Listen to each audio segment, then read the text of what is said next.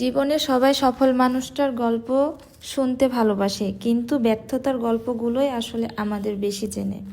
আমি নিজেও ব্যর্থ হয়েছি অনেকবার। যেখানে ভেবেছিলাম সব ঠিক হয়ে যাবে, সেখানেই ভেঙে পড়েছি বারবার।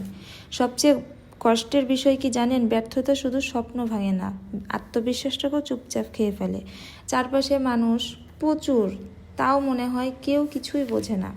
কিছু রাতে ঘুম আসে না, মাথার ভেতর একটাই প্রশ্ন করে, আমি কি সত্যি সফল হতে পারবো? কিন্তু একটা সময় বুঝেছি, ব্যর্থতা মানে শেষ না, ব্যর্থতা মানে শেখা। যেদিন আমি পড়ে গেছি সেদিনই আমি বুঝেছি দাঁড়াতে হলে কোথায় শক্ত হতে হবে। যেদিন হেরে গেছি সেদিনই চিনেছি নিজেকে। সবাই একসাথে জিতে না, কারো গল্প একটু দেরিতে শুরু হয়। আপনি যদি আজ ব্যর্থ হন, নিজেকে ছোট ভাববেন না, হয়তো আপনার গল্পটা এখনো শুরুই হয়নি। মনে রাখবেন, ব্যর্থ মানুষ নয়, হাল ছেড়ে দেওয়াই আসল ব্যর্থতা। আপনি যদি এখনও লড়াই করেন, তাহলে এটাই প্রমাণ হয় যে আপনি এখনও হেরে যাননি।